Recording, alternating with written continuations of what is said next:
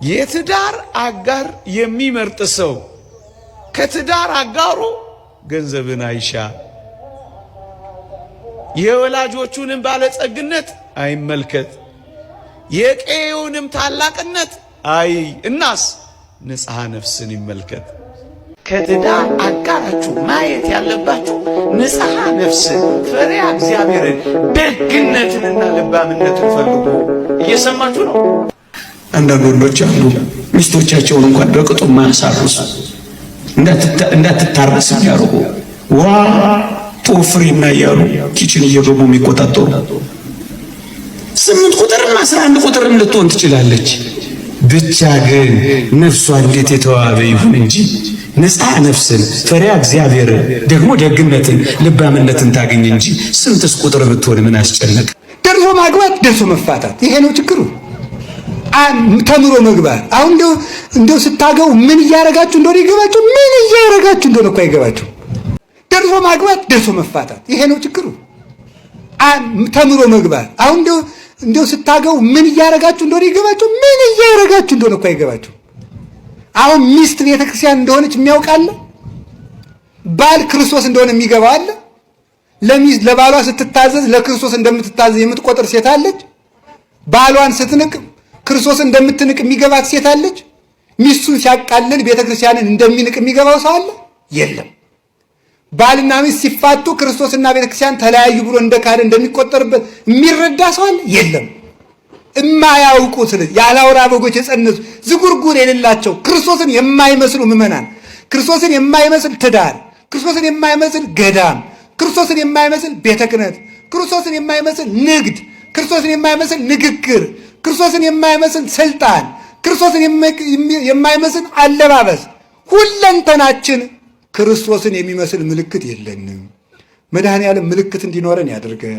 ምልክት ይውላችሁ፣ የክርስቶስ መሆናችን የሚታወቀው በትሩን መስለን በመጸነሳችን ነው። የክርስቶስ መሆናችን የሚታወቀው እሱን የምንመስልበት አንዳች ነገር። እስቲ እንደው እግዚአብሔር ያሳያችሁ፣ ክርስቶስ ያመልክታችሁ። አሜን በሉ። እንዲሁ አሁን እኔን ተውኝ፣ መቼም ግድ የለም ደግሞ እኔን ሌላ ሰው ይምከረኝ አይሻልም? እንዲህ አሁን እናንተ እስቲ አሁን ምናችሁ ክርስቶስን ይመስላል? እስቲ ንገሩኝ። ስናገር በሉ። እሺ ትመስላላችሁ? እንዴት ነው የምትሉ? ውጣ ግባ ትመስላላችሁ? ለስበላ እስኪ ስበላ በሉ ደግሞ አገሩ እንጂ ትመስላላችሁ ወይ? ሐመሯ ስለብስ እስኪ ስለብስ በሉ ትመስላላችሁ? እሺ ስትነግዱ? የትዳር አጋር የሚመርጥ ሰው ከትዳር አጋሩ ገንዘብን አይሻ፣ የወላጆቹንም ባለጸግነት አይመልከት፣ የቀየውንም ታላቅነት አይ። እናስ ንጽሐ ነፍስን ይመልከት። እናንተ የተጋባችሁ፣ እናንተ የምትጋቡ ከምታገቡት ሰው ከትዳር አጋራችሁ አንድ ነገር ብቻ ፈልጉ፣ እግዚአብሔር አለው ወይ ብቻ ፈልጉ። የነፍስ ንጽህናን ይፈልጋል ወይ? የነፍስ ቅድስናን ትፈልጋለች ወይ? እንጂስ ገንዘብን አትሹ። ዓላማ አይደለማ። ገንዘብ ከፈለጋችሁ ኢንቨስት አርጉ። ገንዘብ ከፈለጋችሁ አክሲዮን ግዙ። ገንዘብ ከፈለጋችሁ ወጣችሁ ወርዳችሁ ስራ ስሩ። እንጂስ ገንዘብ ለማግኘት ብላችሁ ከትዳር አጋራችሁ እሱን አትሹ። እንደውም ዮሐንስ አፈወርቅ ገንዘብ ለማግኘት ብለህ ከትዳር አጋር የምትጠብቅ ከሆነ ምድር ተከፍታ ብትውጥ ይሻላል ይላል። ምክንያቱም ገንዘብ ዓላማ አይደለም። ምክንያቱም ገንዘብ መጪ ያጅ ነው። ይገባል፣ ይወጣል፣ ይተረፋል፣ ይከሰራል። ገንዘብ ብለህ ገብተህ ገንዘቡ ያለቀ እንደሆነ ትታት ልትሄድ ነው፣ ትተሽው ልትሄጂ ነው። ይሄ ዓላማ አይደረግም። ስለዚህ ገንዘብን አትሹ። ከትዳር አጋራችሁ ማየት ያለባችሁ ንጽሐ ነፍስን፣ ፈሪሃ እግዚአብሔርን፣ ደግነትንና ልባምነትን ፈልጉ። እየሰማችሁ ነው? እየሰማችሁ ነው? አዎ። ምን ያህል ገንዘብ አላት፣ ምን ያህል አካውንቱ ላይ አጭቋል ሳይሆን ምን ያህል ጸጋ እግዚአብሔር አለው ነው የሚባለው። እየሰማችሁ ነው? ለጽድቅ ይሆነኛል ወይ? ለቅድስና ታበቃኛለች ወይ? መንግስተ ሰማያት ያገባኛል ወይ? እየሰማችሁኝ ነው? እግዚአብሔርን ይፈራል ወይ? ልዑልን ያከብራል ወይ? እንቁረብ ስላት እሺ ትለኛለች ወይ? ለቅድስና ትሆናለች ወይ? ልቧ ቅንና ደግ ነው ወይ? የምትመነዝረው የእግዚአብሔር ጸጋ አላት ወይ? ይህንን ፈልግ። ንጽሐ ነፍስን ፈልግ። የተሽከረከረ በየቀኑ የሚቀየር ልብስ አይደለም። የተወደደ መድኃኒታችን ኢየሱስ ክርስቶስን ለብሷል ወይ?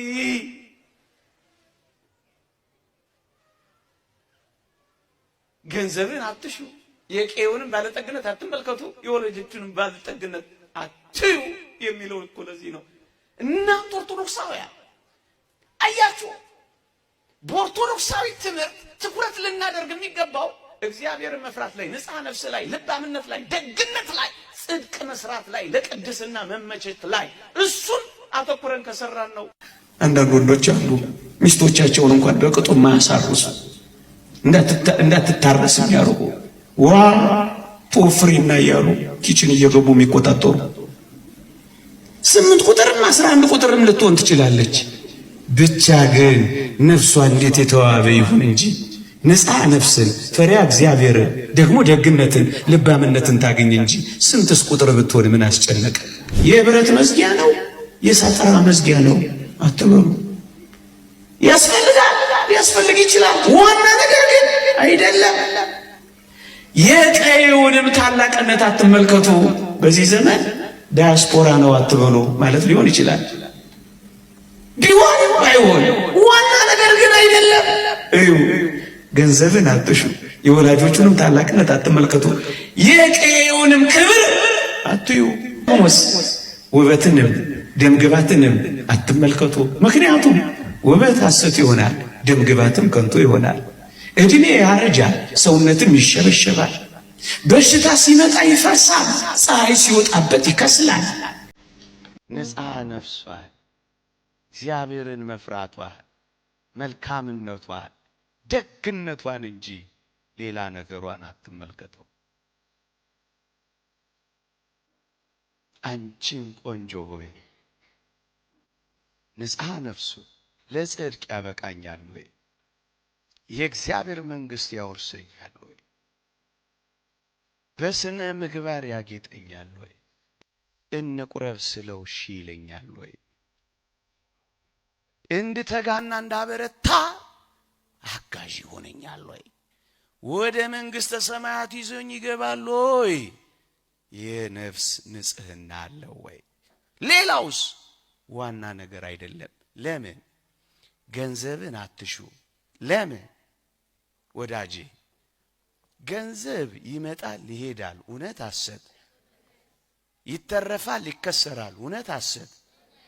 ይገኛል ይታጣል፣ እውነት ሐሰት። አየህ፣ ገንዘብን ማዕከል ያደረክ እንደሆነ ስትከስር ልትሄድ ነው፣ ሲያጣ ልትተይው ነው። የገንዘብ ኪሱ ሲሞላ ልትስቂ ነው፣ ኪሱ ሲሳሳ ልታሳቅቂው ነው።